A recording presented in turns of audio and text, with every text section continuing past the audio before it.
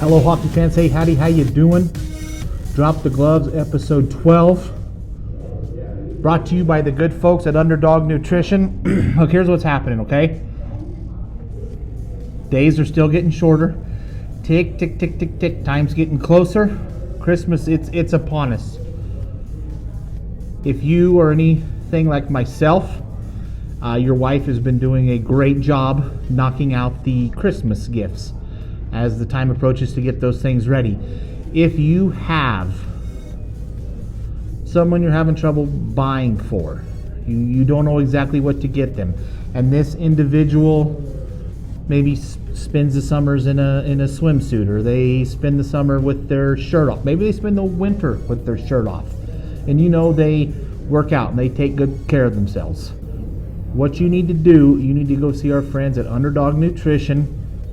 You don't need to know anything about nothing that they're selling in there. You're going to go in there, you're going to get a gift certificate. You're going to go down maybe to Hallmark right here across the way. You're going to get you one of them cards that opens up and plays a jingle, a little Christmas music. Take that gift certificate, you're going to put it in that card, you're going to put it in an envelope, you're going to write their name on it, you're going to hand it to them, and then two things, okay? First, they're going to know that you've noticed that they're taking care of themselves. People that are physically fit like to be told, hey man, you look good, like them muscles. And the other thing is, saving them a little money, letting them go buy the powder or whatever that stuff is that they are taking to keep themselves looking good with their shirts off. That's Underdog Nutrition. We're talking about it now for 11. This is the 12th episode. You need to go to their Facebook page, give it a like, and you'll see everything that they have going on here through the holiday season. We're set up here at Big Lost. First time in quite a while we're going to be able to bang out the entire episode from down here. We had Alex Duchemin and Tucker Lien come down, sat down with them a little bit. We also jumped on a Zoom call with a member of the Wild who got a call up to the NHL last week. We talk a little bit about his trip and what entailed with that. We will get to that a little later. But first time we're coming to you guys after the winning streak is over. The Wild dropped both games in Helena, and I was worried when first time I talked with a couple of the guys. I was worried. Maybe worried is not the right word. I was hoping. Still knocking back that Irish red. There's still, man, this is good stuff here. I was a little worried they might have been bummed about the weekend. It was a 4-2 game on Friday, 2-1 game on Saturday. Maybe the two best hockey games played anywhere in the world this weekend at any level. It was fast. When I talked to Tucker and Alex just before we were getting ready to start in here, both of them talked about the speed of the games that they played this weekend and how fast the game was. And that's because these are two really good hockey teams. And you're talking about a bounce here and a bounce there that were the difference in the outcome of the games this weekend. With there being so few goals and so tight of a game, I'm not really going to package together like we have in the past for the Wilds weekend that was. We're just going to talk about it a little bit, and then I will cut in and out with some of the highlights that you're going to see here in a minute. I have the game sheet right here in front of me.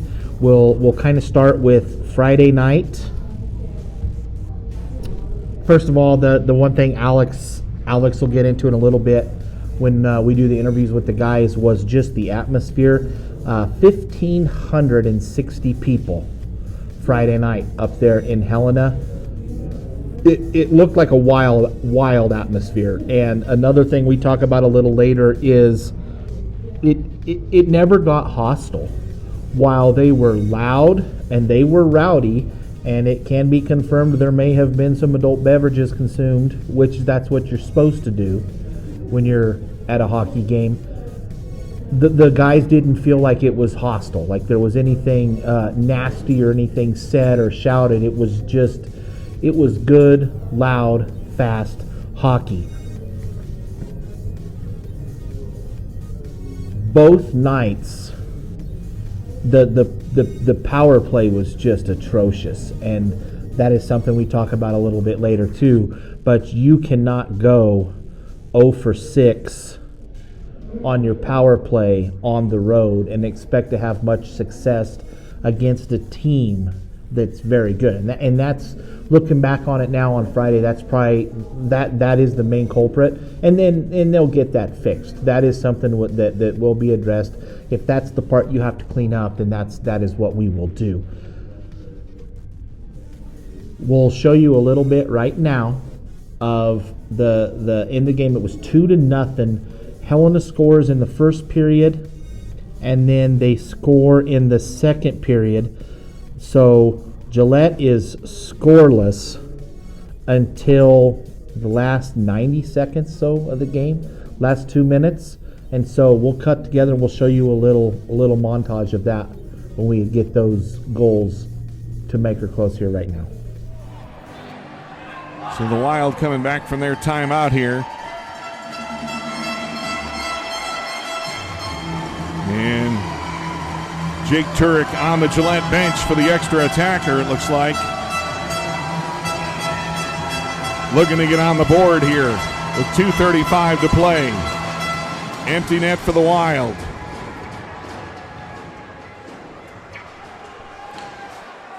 Skinner tying up Caleb Sanborn in the corner. Some help from Liam Bland. Now Declan Young brings it free. Back to the point for Trebojevic. Across for Kleinschmidt. Down low for Isaac Young. Now turned up and flipped ahead by Sam Feemster. Not enough for an icing. Trebojevic back to play it. Plays it off for Carson Cooch. Forced back into the Helena zone, or back into the Wild zone. Now tipped ahead for Declan Young. Backhand pass across in front of Buchholz. Minute 45 to play. Isaac Young throwing it towards the goal. Went off the side of the net. Back to the point. Trebojevic down for Declan Young. Now to the corner. Back to the point. Trebojevic for Sanborn. Back to Trebojevic. Shot. Score!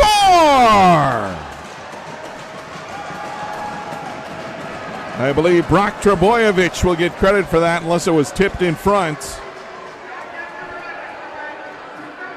And the Wild on the board here with 1:32 to play in the period.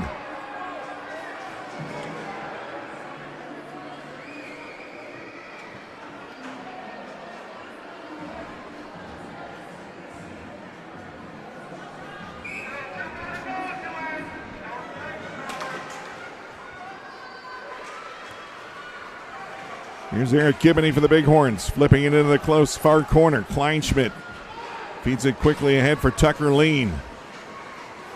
Lien on the far side, backhands it behind the Helena goal. Peterson tries to play it out quickly, gets some help from Tyler Bloom as the Wild net empty once again.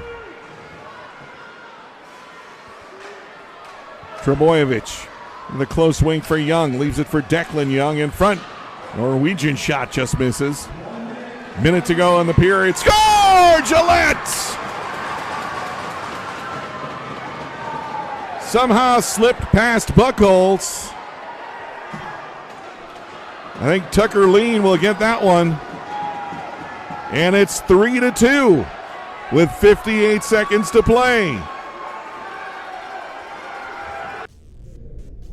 So you see there, we get the 2 goals.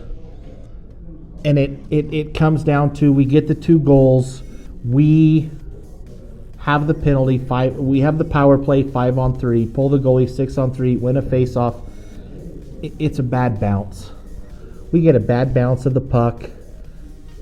Kid from Helena grabs the puck. Tabor Gutchik takes it. He throws it 200 feet, stabs it right dead nuts. Sometimes you just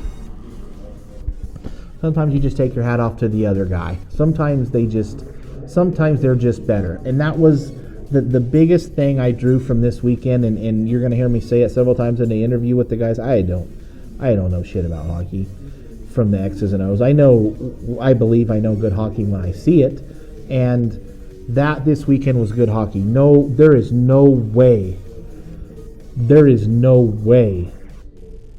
you can watch those games this weekend and say Helena is a better hockey team than the Gillette Wild.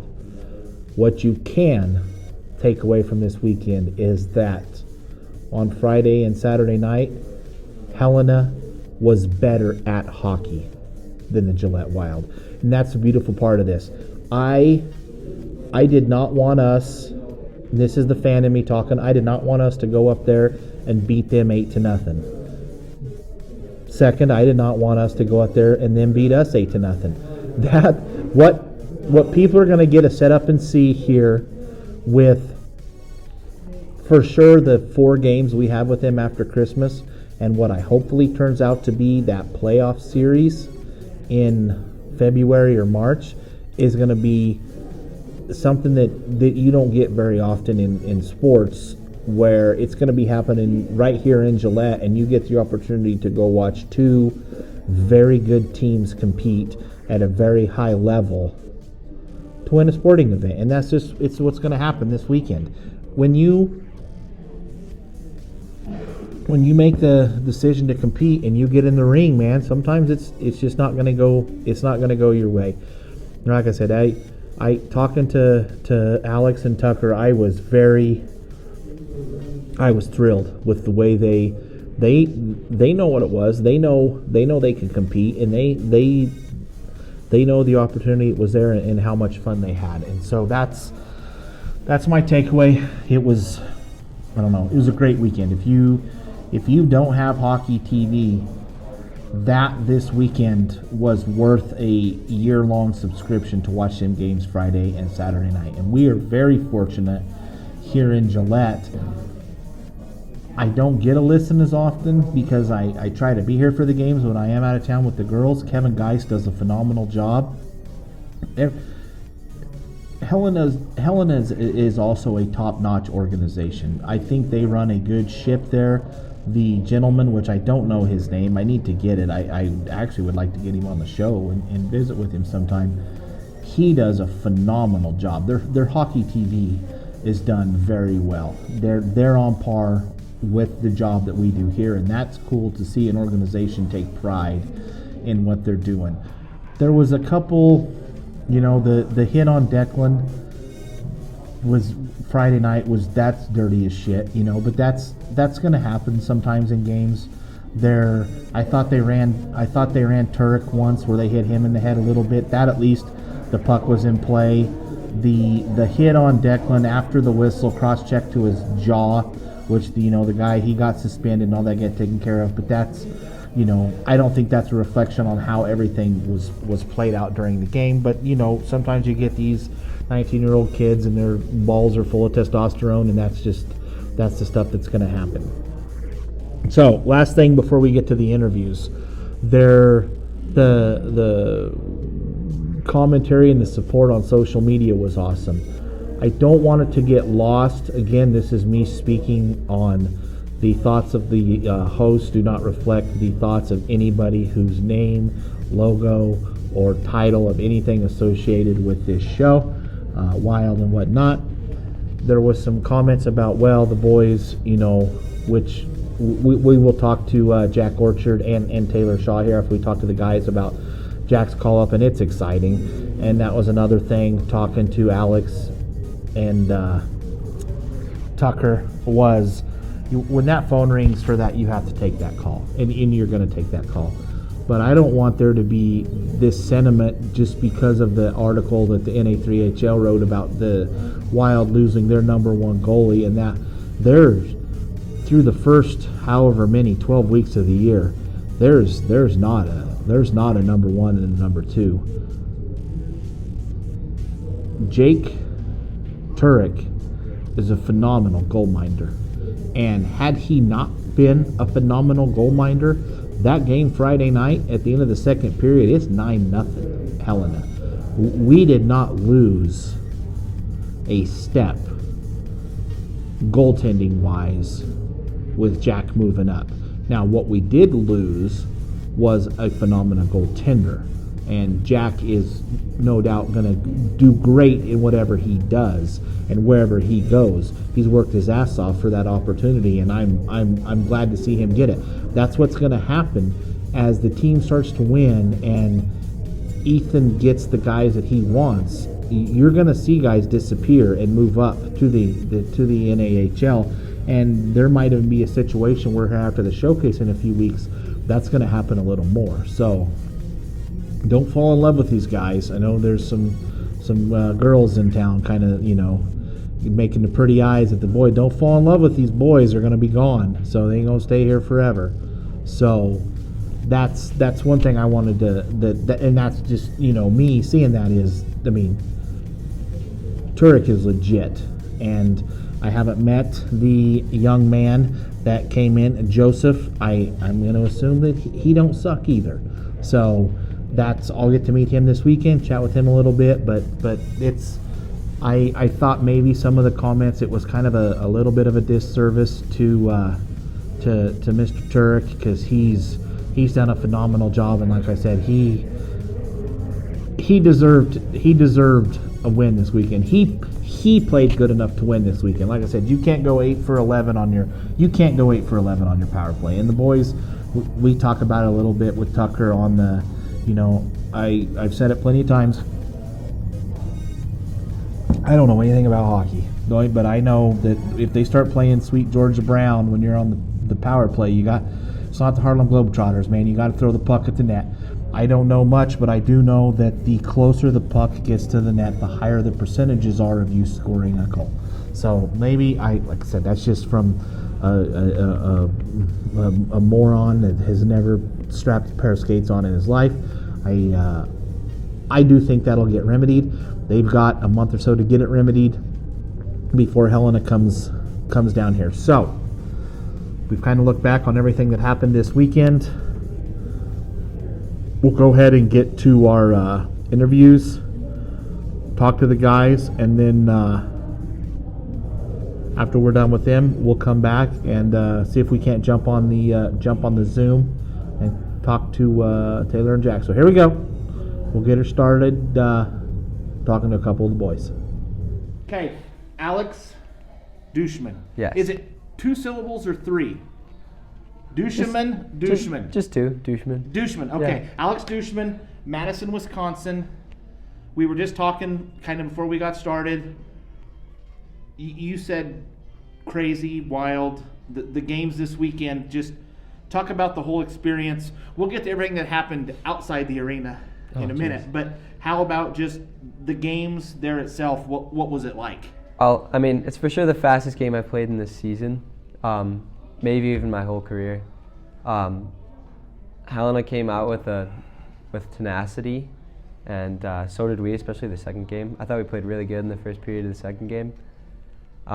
2 really tight games that could have been decided by one bounce for us and or Helena. And essentially it was. It comes down to just tips. The kid, we talked about the end of Friday, the kid grabs the puck and throws it, I don't know how long, 200 foot, whatever. He center punches. A lot of times you're not even taught to take the icing there. Yeah. You take possession and try to clear it. He just grabs it and throws it. There's a lucky shot. Shit happens. I know you guys probably don't want to hear that, but from the fans watching, it was as good of hockey that there wasn't any hockey better played at any level Friday night than your guys' game. So I'm glad to see you guys you're not devastated with the outcome. It was a good hockey game. You guys were right in it, but sometimes they're going to get the bounce. Yeah, we just had a couple mental lapses with penalties, but we take those away and we're free running against Helena. So. Gotcha. Okay, now this is, and we were talking beforehand too, I'm first generation. I say every episode, I know zip dot shit about hockey. I know, for whatever, let's see here, hold on. 5, You can't go 0 for 11 on power plays. No. So what? You know, How do you? What fixes that? We need shots on net, I think, is the biggest thing. Shots on net, and we got to crash the net. Our power play is so good at handling the puck. We've got guys like Isaac and Tucker. Tucker and Brock run the top of that power play, and those guys can handle the puck, I mean, in front of anybody.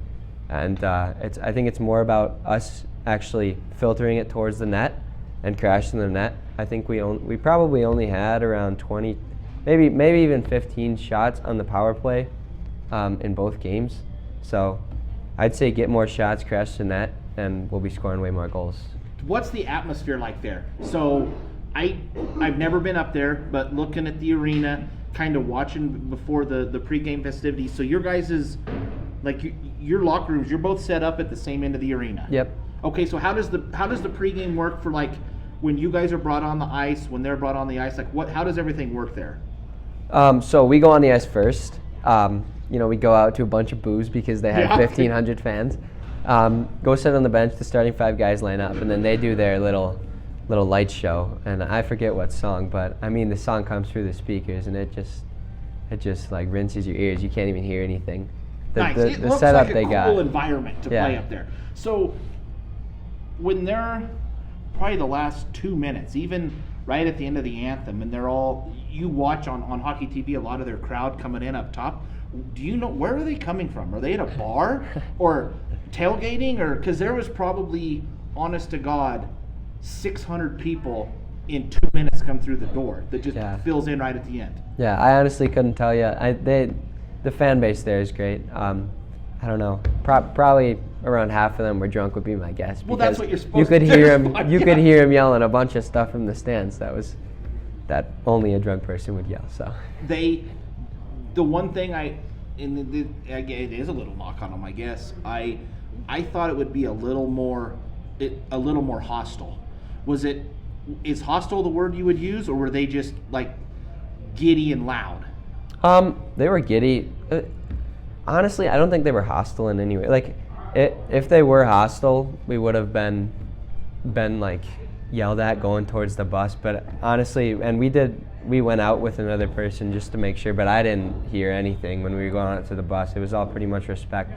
So I think they were just giddy for the game and ready to cheer for their team. That makes me feel good too, because that shit like that ruins something like that. It's 2 minutes of that can ruin a 3 or 4 hour, a great hockey game by that stuff. So, okay, you guys, we talked. You get them 4 times here now in the second half. But before you get to that, you come back. You have Great Falls, and then you home and home again with Sheridan before you guys go to the showcase. Yep. So, what was kind of the message from Coach Hayes today on kind of where you guys are and preparing for the next couple of weeks? So today was all about just working as hard as you possibly can in practice. And he pulled us in. He was like if you're not going 100% in practice, then you're not getting better. Like, you should be falling in practice. You have to be going that 100% to be able to get better. And I think that's just what we have to do before we play Helena next, and before we play any of the Sheridan games. I think we have 8 in a row, and the Great Falls game, because Great Falls is going to be better than they were the last time we saw them. So if we can keep that pace up in practice, then we'll for sure be a better team anytime that we play Helena. Gotcha. Okay, so now let's go all the way back. It's the same question I've asked all of the guys. When or what is your first memory of the game of hockey? I'd say, honestly, that's a real tough question, because my dad tells me about my first time skating, where he put me on the ice. And you have no recollection? I have no recollection, but apparently the guy said, "You guys are gonna fall. Make sure you know how to get up." Right before I went on the ice. That's my first memory that my dad has told me. The one that I can remember is probably when I was about 6 and I was skating with my grandpa. He was so much faster than me, and then a couple of years later I could just blow by him. And that's probably the first memory that I remember. So did you go into it like from the time when you were learning to skate, it was for hockey? Like yeah. You were going to play hockey. Yeah. When do you get into the mites and squirts and all that? Like, are you in Madison, like Yeah. and how their youth hockey program works? Yeah, I went all the way up through the Madison youth hockey program. I was going to play AAA for a year, and then I decided to go back to the club teams that you have in Madison, Okay. the ones that lead up to high school, because I always knew I wanted to play high school hockey. Okay. I'd say, I don't know when people start mites, probably around maybe 4 or 5. 5, 6, yeah. 4 or 5, yeah, that's about when I started. I started the exact same pace as everyone else. And I was a defenseman. And then right before Pee Wee year, I decided to switch to forward. And that's really when my hockey career decided, look, I'm going to try and take this next step to try and go play in college. Who was maybe a coach or some advice or something you got when you were younger that you went from kind of playing it to understanding it? Because you guys, I mean, you talked about the speed. I can't overemphasize that enough on how the games this weekend were played at a very high level. Yeah. And that is, so kind of what were you taught, or what's something that kind of stood with you, and who was it when you were younger that's like, okay, here's what you need to do to take it a notch up? Well, honestly, I'd say it was my dad.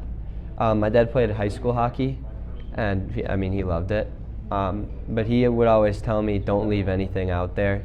And like, I regret not practicing hard enough and not going hard enough, so make sure you have no regrets out there.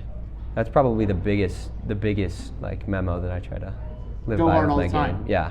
What is the setup like from the standpoint of the guys on the team, which is the coolest thing I'm finding with, and I don't think it's just here, but it's the buildup of junior hockey in general, is that you guys come from all walks of life. We talked about that last week, or maybe it was 2 weeks ago, on you with the Geises and with Rodney and the country kid and the kid that grew up in town and stuff like that. So what was your travel like in Madison? Like, did you have to go a long ways to play games, or was there a lot of it right there? Absolutely not. I think our farthest bus ride was probably 30 minutes. And the guys didn't even like doing that, but now we're traveling 8 hours. Sometimes 20 hours. Yeah, sometimes 20 hours. So the aspect of a big game, where what you guys are in this weekend, and the atmosphere and the noise and whatnot, what age level did you kind of start experiencing that in Madison, where there was kind of big games like that? Probably around my 8th grade year, the year before high school. I made a team that was just the top players in Wisconsin, and we went to a tournament with top players from other states. And that was really when the coaches started, like actually formulating lines and systems, and you have to do this or you're going to sit on the bench. And that's really when it started to kick in that this game was going to get serious. And did you play any other sports growing up? I played baseball. I just played baseball. Gotcha. So it was baseball in the summer, hockey in the winter, and then at what point does hockey completely take over? So that was freshman year of high school. My baseball team was 1 game away from making it to the World Series. Okay. The Junior League World Series, and I decided, look, that's what I'm going to end on. That's a good baseball career. I'm going to try and focus on hockey the rest of my high school. Venues, barns, different places you've played in. Where do you have a favorite from your youth growing up? Was there someplace you liked to go, or was it your home rink, or is there's something that stands out from when you were younger that you liked to go to? Yeah, so we have a crosstown rival, Edgewood. It's a Catholic school, so we're big rivals with them because we're the big public school and they're the big Catholic school. They play in the Women's Badgers Arena for their whole high school season. Okay. So whenever we would go away to play them, we would always play in the Women's Badgers Arena, and we would be able to stay in their locker rooms. You're talking the Women's Badgers, like the basketball, the hockey? The hockey team. Okay, so Yeah. I didn't know that. So the women's hockey team at Wisconsin has their own arena? Yep. Dude, that's wild. Is I that know. all in the Big Ten, or is that just a Wisconsin thing? I have no idea. It's probably all in the Big Ten. Dude, that's yeah. crazy. That's hockey's a big deal then. Oh yeah. Okay. Midwest hockey's a big deal. So where, from the standpoint of the frontier and kind of the junior stuff around here, where do you put Spirit Hall kind of in your places that you've played? Oh, it's a beautiful rink. Honestly, my high school rink was nothing compared to what Spirit Hall is. The fan capacity, and honestly, our rink didn't even have a second floor, and Spirit Hall has a second floor. Yeah. So, I'd say it's probably either first or second behind what the women's stadium was. Nice. So we Yeah. were talking a little bit about you want an attendance record, and I don't know yeah. what it is. I will try to find out and see what our most is. But as we move forward, mainly getting towards that, I think it's in January, that the game against Helena. Yep.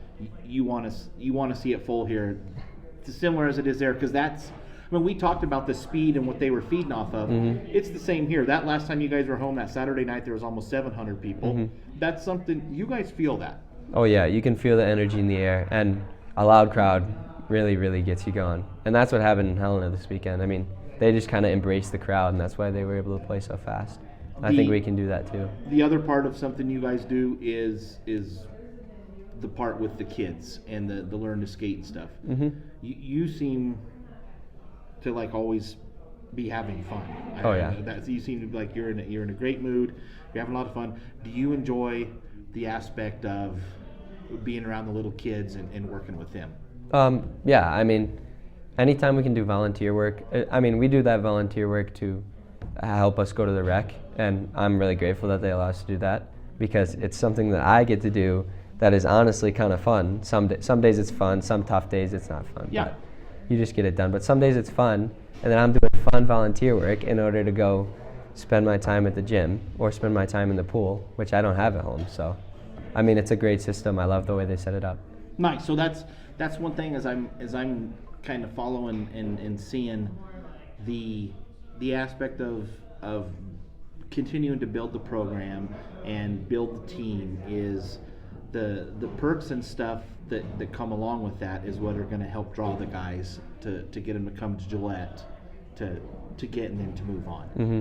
Yeah, I mean the rec center was a huge addition, and it's part of the reason why a lot of guys probably decided to come here. I mean, to have a full workout facility, a hot tub, a pool, and a sauna, I mean, that's pretty ridiculous and not something you get anywhere else. And the physical therapy part, like with physical therapy and those And guys. GPT. I mean, they're really generous to us with everything they give us, and that's part of the reason why I decided to come here.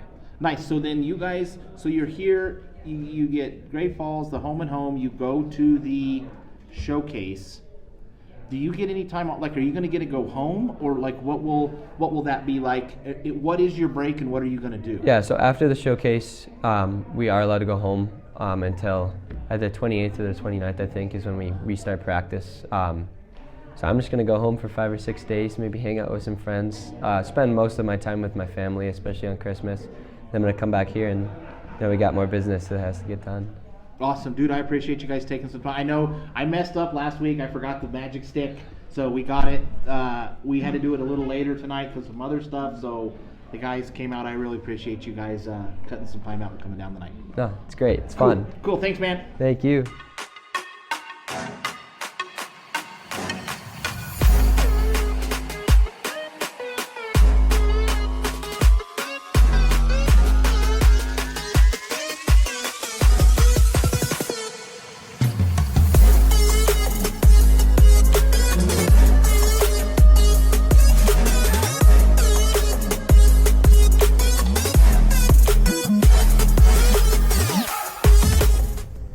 All right, we're back.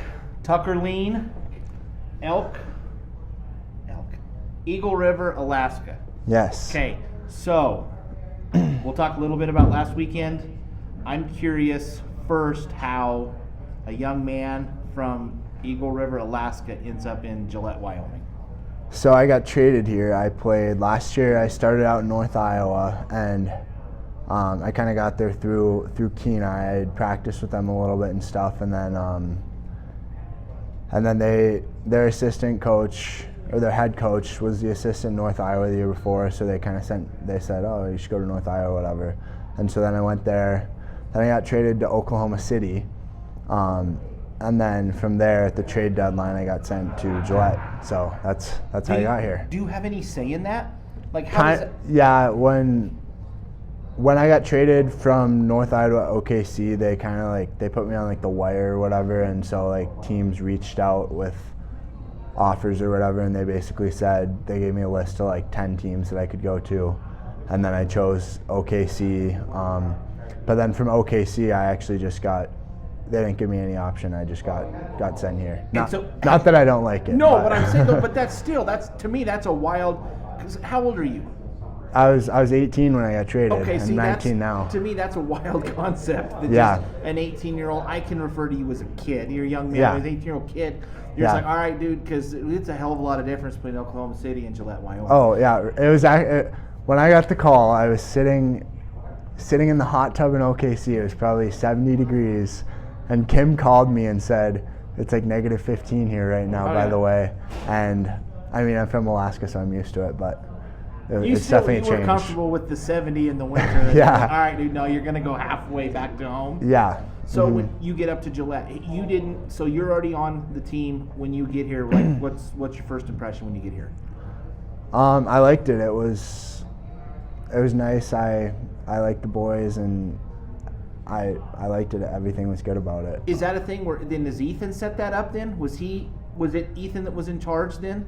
Kind of like when I got here, he took me to the rink and the gym and stuff. Okay, gotcha. and So then- this was after Ethan was hired and he was the coach. So he's Yeah, the yeah. one It was in that March. It was facilitates in the like trade. it was in like March of last year. So Okay. he called me when I was in OKC. It was actually like right before a game that I got traded. So He seems very relatable to you guys. Like, does that ease your mind a lot when you because yeah, definitely. he's cool. So does Yeah. that Yeah, help that move he's and not shit like that? Yeah, he's not some like far off removed like Old ass dude. right. Yeah, Like you okay. can kind of bring up like I'm not hesitant to bring up anything, even if it's an idea that's kind of out there or whatever. Like I don't have any hesitancy in bringing it up to him because he's yeah. Okay, so. well, we're done. We don't want to talk too good about it. So, okay, let's go back to this weekend.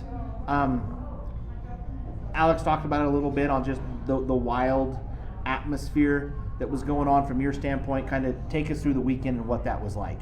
Yeah, it was really fun. It was like a high school rivalry game, and I loved playing in the atmosphere. I'm kind of sad we don't get to go back, but it was fun. We need to create that here. Yeah. The Wild fans need to take a Yeah. page from that book and create that here. Definitely, it was like you know coming out to the ice to booze and like you know they score and it goes crazy, or you know they take a penalty and they're booing them and then cheering when we get a penalty, and it's a really fun atmosphere to play in. Like I love it even as the away team. Like it's really fun. Nice. I'm very happy having you guys have been here probably a half hour and we bullshit a little bit in between talking and stuff. I was hoping your guys' spirits weren't down in the dumps because I never experienced some basketball games way back in the day. But to play in a game like that, you guys both seem to know there was good hockey played both nights. Yeah, definitely. It was definitely a different pace, and I think we lost by basically a goal each night, and like we were right there. We just gotta, just a couple things we gotta tweak, and we're coming out on top of both those games. So. And I asked Alex the same thing, and that this is, and I get it, and I people are getting sick of me saying this. I don't know shit about hockey. I don't, other than what I watch. So, how do we fix the power play? Like, how does There was one time Friday night where I don't know. Do you know who the Harlem Globetrotters are? Yeah, the basketball Okay, team. the Sweet Georgia Brown, when they start to when they start passing the ball, Mm-hmm. like I don't know shit about hockey. I'll say it again, but there was one point on a power play. I think it was like 38 seconds where we passed the puck around, and I'm screaming to shoot the puck. My wife's telling me to be nice. Yeah. But does it get to the point sometimes where it does turn into where you just need to throw the puck at the net and go get it and stop looking for perfection? Or am I an idiot knowing what I'm talking about? No, you're right. They did a really good job of blocking shots. Like I was on one of the units and like I was trying to shoot and stuff, but their guys down like in a lane, like you don't really have much to.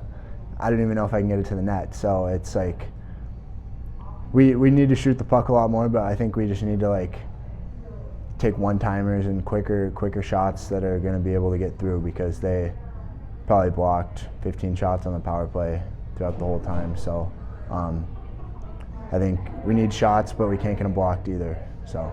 Gotcha. Okay, so, and I didn't talk to Alex about this, which we don't want to hear the same stories twice. So, have you ever had a ride home?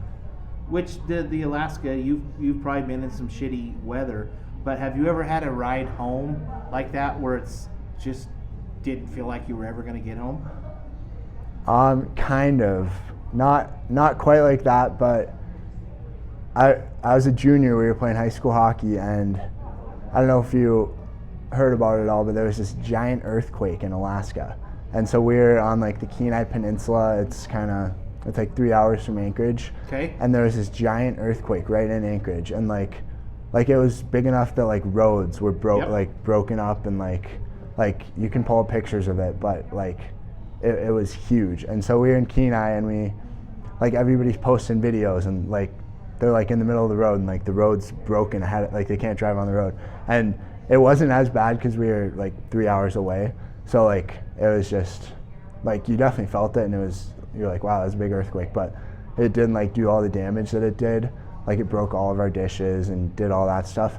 And so everyone's posting pictures and stuff, and we're down here playing these games, and we're like not gonna get home. Yeah, was we had to stay like 2 extra days, and we couldn't play the games because the ice was cracked, and like so it was kind of similar. We didn't go in the ditch or anything, but like So I do know about that. My wife's aunt, I don't know exactly where it is they live up there, but same thing. We got the video of all the shit falling off there, and this stuff where it split the roads and stuff. So I do remember that happening. But yes. I never got to the aspect of there's probably high school. Oh yeah, we were stranded places. Us and one other team were down in Kenai playing that weekend, and then we played Friday night, and then the Saturday or Thursday night, and then the 2 games were canceled because the ice we couldn't play.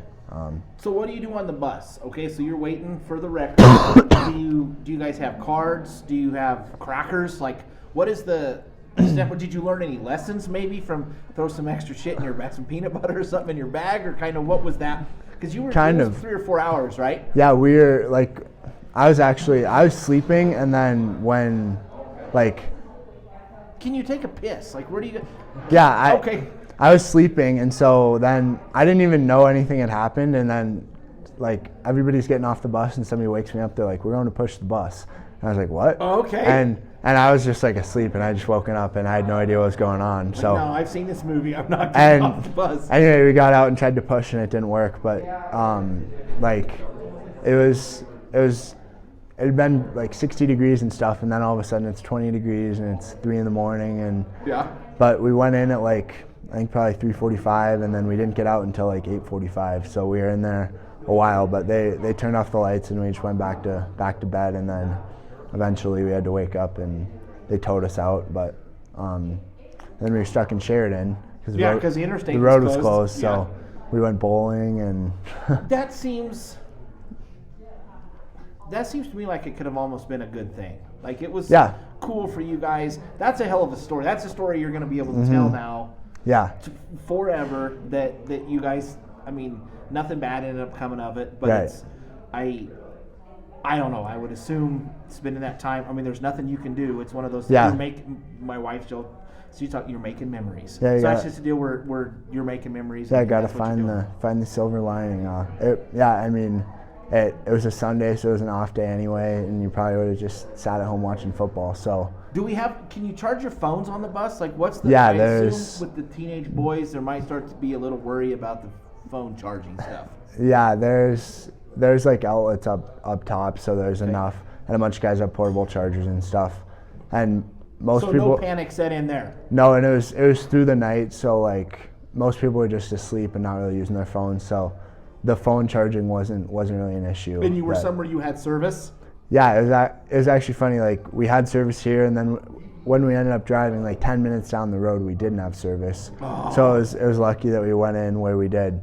You had like 5 bars there, so it was perfect. So in the end, it wasn't all that bad. It just turned into a long ass road trip. Right. Yes. Gotcha. Okay, so let's go. It's the same thing, the same question I asked all the guys. I want to go back to when you were little. Thinking back, what is your first memory of getting on the ice and playing hockey? I remember like before I started playing hockey, like skating, just like learning to skate or going to open skates like with my family and stuff. And then I remember going up through mini mites and all that stuff. So all that stuff. Is that predominantly the sport where you're at? Is hockey what everyone's doing? Kind of, like it's definitely really big in Alaska, but like it's not probably like it's probably not like Minnesota, North Dakota. It's maybe a little smaller than in Minnesota, but like probably pretty similar. Like the hockey's definitely huge, and like it's a hockey town and stuff. So it's probably pretty similar to Minnesota, but it's not like every single guy growing up played hockey. But like my dad played and all the way up and stuff, and so it was kind of, I guess, assumed that I would play hockey. Did you do anything else growing up? I played baseball in the summers, and I ran cross country actually. And, okay. Which is like track, but longer. Yeah, and then I got into like kind of the mountain running and stuff in Alaska, and so. Did you ever get chased by a bear? Not actually chased by a bear, but I've seen lots of bears and stuff. Uncomfortableness. Yes. Okay, yeah. See, that's I don't know if I can handle that. That's I find it cute. Just we were looking at some stuff on Jack earlier. What's the town called? Kenai. Oh, Kenai? Kenai. Yeah. They call themselves I think it's cute. They say the brown bears. It's grizzly bears. Brown's just a cute way to kind of say it. They're grizzly bears. Yeah, people. I don't know. People use both in Alaska, but you see them a lot, like especially fishing and down in that area. There's no way. Kenai's a big fishing town, so you see them a lot in Kenai. Were you an outdoorsman type up there? Like, did you enjoy that? Yeah, definitely. I love being outside, and I'm outside all the time in Alaska. So. Do you get to do that much of that down here, or is it your time down here is just all hockey? Not as much. There's not necessarily as much stuff to do, but I still try to get outside when I can and stuff. Back to the younger days. Is there anybody that had the most influence on you and kind of maybe taught you something about hockey when you were younger? And who was that? Probably my dad. Like he grew up and played all the way until he was through high school and stuff, and then he still skates in a men's league and all that stuff. So.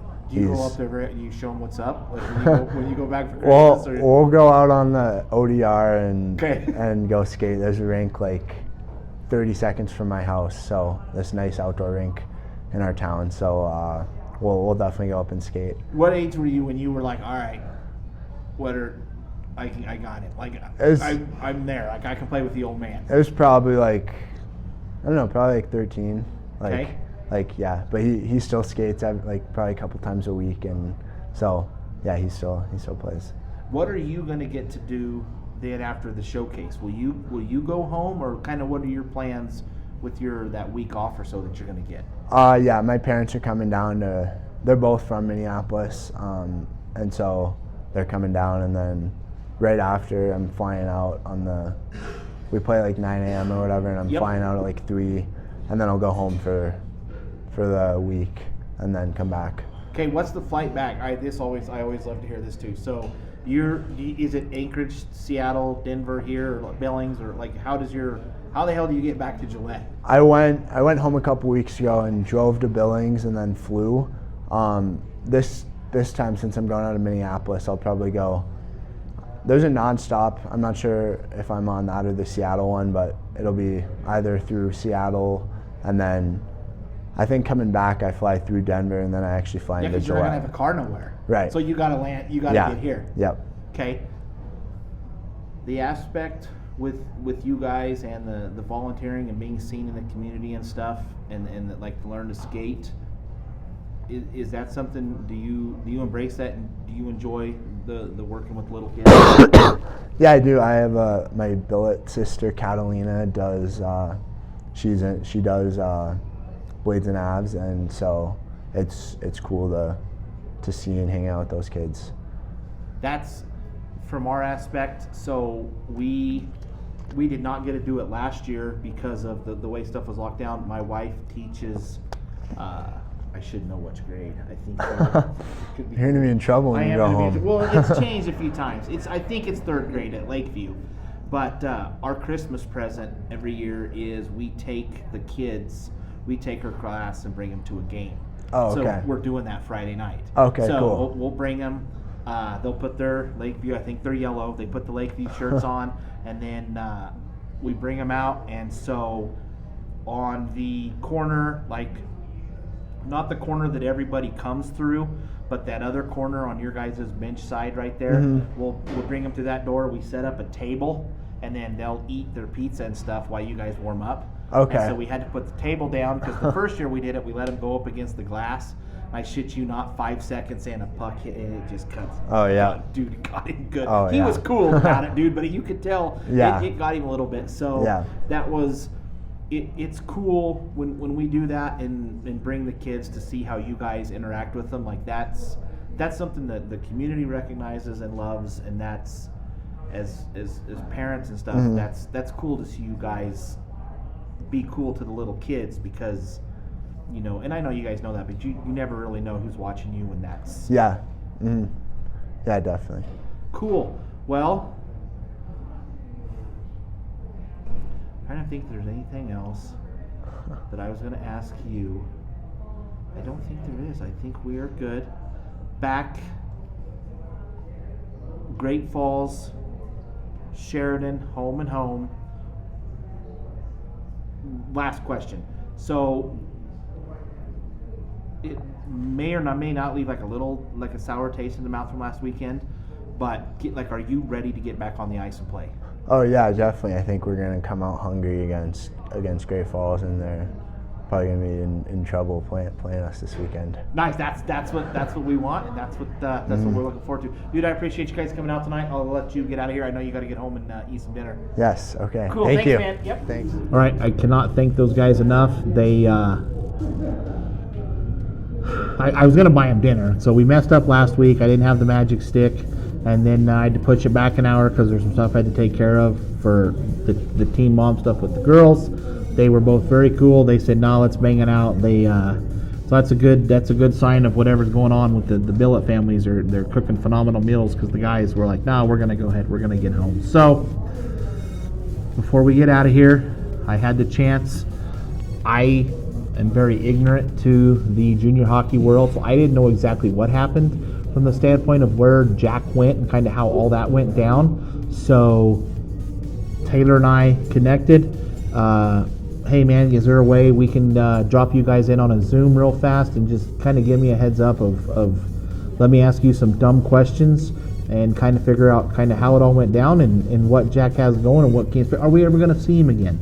Stuff like that. So they were kind enough here after practice before they got out. We went ahead and jumped on a Zoom call together. Okay, so Taylor, first, good to see you. Yeah, you as How is things up north? it's like 36 degrees today, so it feels about 70 since it's been about 20 below the last 2 weeks. So it actually Well- feels pretty good. Well, you must have sent that shit down here because there was no temperature here this morning. Yeah. It was 0, and it was like 7 below on the way to work. So we sent ours up to you, and you sent yours down to us. So thank Right. you very much for that. Absolutely.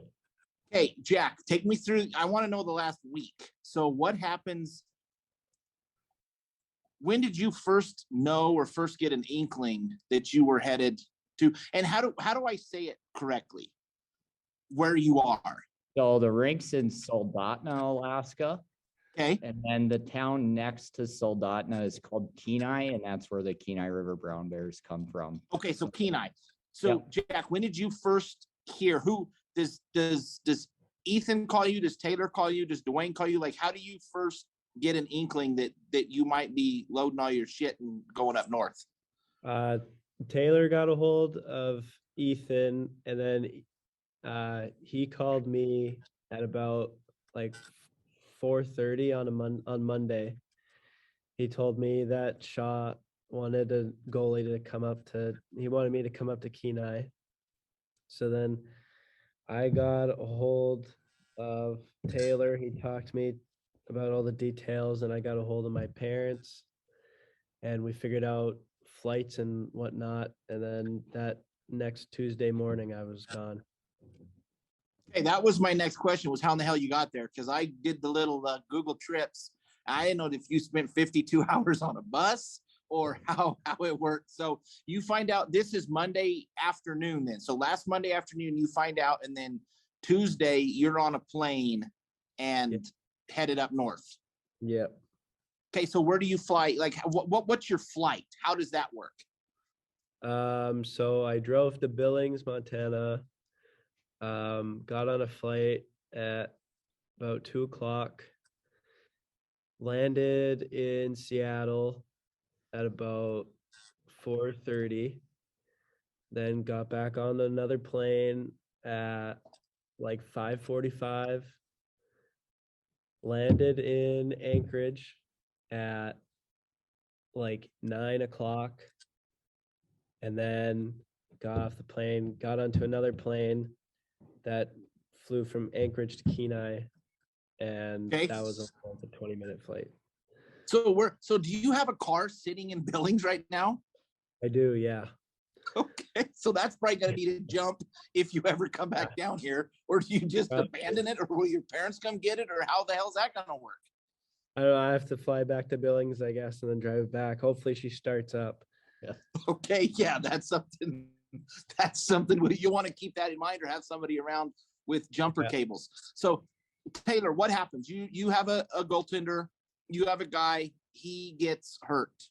So it's the way it is. Shit happens. So do you have a list of kids that you want to go after and get? Was Jack kind of the first one that you knew you were going to go after if something happened? And is this part of the whole grand scheme of when you're going and recruiting and building the relationships, this is how it all works? Yeah, I mean, absolutely. I think the hard part, like when we're up on the peninsula, we're literally kind of stranded. So like Kenai to Anchorage is really only 60 miles. That's why Jack said his last flight was only 20 minutes, but to drive it, it's like 3 hours because you have to because you got to go around the water. That's why I was looking today. It's like a big loop-de-loop around. So or you can take a boat. Yep. So it's called the Seward Highway. So it's like one of the most dangerous road systems in America. So it's like, that's awesome. Yeah. So it's pretty, like the view is awesome, but it is like a pretty treacherous drive, I would say, especially with the weather they get up here. But yeah, no, I mean, obviously we had Bryant Marks go down in practice on Monday when we skate in the afternoon. So it was like by the time I got off the ice in 2 p.m. Alaska, it would have been 5 o'clock in Gillette, right? Yeah. And like just from, I guess, obviously I recruited Jack and just knew if I could get him up here and make it work, that'd be awesome. So I gave Ethan a call and we were able to get it to work. So it's unfortunate that you lose a goalie and that's how it's got to happen. But like kudos to Jack and his family for getting him up here super fast. I mean, within 24 hours is pretty good, especially this far away. So and this, I don't know how much you've watched or anything with the stuff. I am completely ignorant to how the whole junior hockey world works. I'm trying to come up to speed with it, but there's just a lot of stuff I don't know. So is Jack, are you gone or are you on loan, or is it like soccer? Like how does this work from the standpoint of, I don't know, like there's everything in hockey's upper body injury, lower body injuries, above the waist or below the waist. So I don't know what the standpoint of your other goaltender is. It's none of my business. But like, what is the grand scheme of, like, will Jack come back? Is he gone for good, or like, how does that work? Yeah, so right now the plan is like our goalie is kind of just day to day based on how he's feeling. So Jack's considered what would be an emergency backup, and they have e-bugs as kind of the hockey name, right? So they use them quite a bit. I won't lie, I had to ask somebody when you sent me that acronym. I did not know what that meant. Yeah, that's funny. So yeah, Jack's an e-bug and by the books. So like he was on the bench this weekend during the games as the backup, and you know, if something were to happen to the starter, then that's when the e-bug can go in. But yeah, Jack's up here now. We're going on 2 weeks right now, and we go to Anchorage on Anchorage on this weekend, and the plan is Jack's going to go back just so he can make sure he gets to the showcase with Gillette, and then we'll kind of reevaluate it from there. So, gotcha. So you'll be back for the 3 games. You'll go to Anchorage, and then you'll fly to, not Blaine. I assume Blaine's close to Minneapolis. So yeah. I mean, our team. So we've been up on the peninsula for 2.5 months straight. So we go to Anchorage this weekend, and then the team like gets on a flight at 2:30 a.m. on Sunday morning to go down to Minneapolis to then go down to Springfield next Wednesday. So okay. we have a bit of a travel whirlwind here, but that way Jack can make sure he gets to the showcase there in Blaine, and then everybody will be on break. So even us. Got you. Okay. So Jack, what's the experience been like? Like, I mean, I was confused. So I called Dwayne last Friday and was just like, dude, like I said, I don't know zip dot shit about any of it. And he said, that's the progression. That's what you want to go when you're in the 3, you want to go to the NAHL. So was everything about it? Has it been as cool as you kind of thought it was?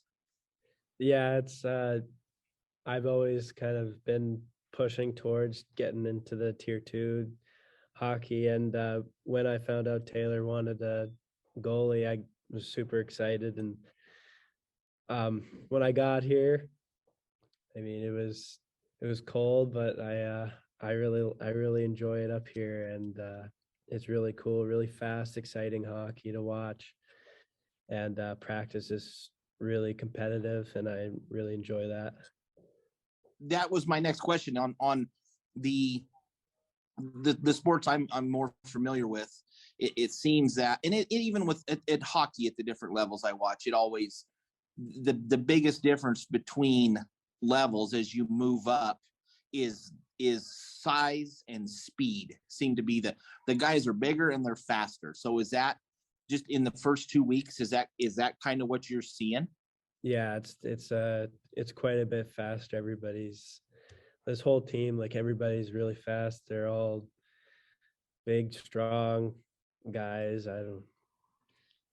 Like for us, it's different up here. So we play on a sheet that's bigger than an Olympic size sheet. And I know that's probably hard to picture, but like it feels like a pond a little bit. So okay, like when we build a team up in Kenai, we play 30 games at home, right? So we have to have guys that can skate. So all our guys can fly, and then like I think the other biggest difference is probably everybody here is in really, really good shape. And I'm sure Jack would probably say the same thing. Like everybody came into camp or came into the team with 6 and 8 packs and are jacked and whatever. And then, so like they do their team workouts twice a week, but then after practice in the evenings, they go back to the gym and work out again on their own. Like that's, it's everybody's fighting for a spot every day. And I think that's probably the biggest difference is like, you can have a day off, because you really do find yourself on the way out. Now, is it a thing, Jack, where if it's not Taylor that calls, if it's somewhere else, are you a little more hesitant to go perhaps where, I mean, Taylor's the reason you were in Gillette. So there's kind of that tie. I guess before I even ask that, Taylor, that's more of a question for you. Can any of the NAHL, like, are they watching all and everybody? And that's one thing Dwayne said to probably be prepared for a little bit, maybe after the showcases, you're going to see some guys get grabbed once they go to the showcase and stuff. So is it the 3 is a feeder system for all of the NAHL, but it's, you guys are watching, you can go get anybody you want if you feel they're ready to come up. Yeah, absolutely. And that's, that's part of the ladder development model, right? So you have the NAPHL, which is like the 18U and 16U. And then you have the NA3HL and then the NAHL. So yeah, I mean, we're constantly watching. It's kind of funny. We were up in Anchorage like 3 weekends ago, and their director of hockey ops knew I came from Gillette, and he's like, how about Gillette? Like, they're on a tear. And I'm like, yeah, it's awesome to see. Right. So, and then they were down here again and knew Jack was up here, and he, they were like, that's awesome. That's good to see. Like, they're doing really well. That, I mean, that's right. When you're winning hockey games and you're playing well, teams watch, right? Like, so that's a game that guys like myself will kind of tune into. And obviously we're playing on Friday, Saturdays, but you get the highlights, or you're following up with contacts to say, okay, who was pretty good this weekend. We have a guy on our team right now, Nick Stevens. He went to New Jersey Titans at the start of the year, played like 4 games, got sent back down to Granite City, was there for only a week and a half, and then lit up the weekend and was on a plane up here 2 days later. So it's not out of the realm of possibility, right? But it just goes to show you don't know who's watching. So. And so that's stuff where you're having to pay attention, because if somebody goes down, like I said, you're within the hour after practice, you're making plans and doing what you got to do. So there's got to be kind of a list and stuff of guys you're keeping an eye on from that standpoint. Oh, absolutely. I think that's just part of the recruiting nature. It's 24/7. Like, you're always recruiting, and if you're not, you're really falling off a little bit, So for us, yeah, there's constantly a revolving list and guys go in and off of it. So, it just goes back to Jack. Like, obviously, know Jack, knew his family really well, like knew he'd be able to pitch in and help out. And obviously he's been playing well this year. So it just was able to kind of fall into place that way. So. Sweet. So we will get to see you, Jack, back with the Wild in 2 weeks. 3 weeks at the showcase. I think we're home 2 weekends in a row. I know it's Great Falls this weekend. Oh yeah. And then it's a home and home with Sheridan. So we get Great Falls, home and home with Sheridan. And then the guys, I assume they take off. They got to go right after, I assume, on Saturday night and take that bus ride and get up there. So that'll be the thing for everybody. Same thing. It'll be on Hockey TV and get to do all that. Yep. Perfect. Guys, I appreciate you taking some time. It's crazy that it's still light there. Where are we at? Like, what's your darkness time? That was, two things. First of all, have you had to wrestle a grizzly bear? Yeah, Jack. That was one of the questions I wanted to know, like, if the initiation, because I saw some pictures of the rink over Shaw's Shoulder. In one of the pictures, there's this gigantic ass bear up in the corner. So have you either seen one or had to fight one yet? I haven't had to fight a grizzly bear, but I've came pretty close to fighting a moose a couple times. Okay. Oh, those things are, it's been 2 years ago, maybe. I had never seen one.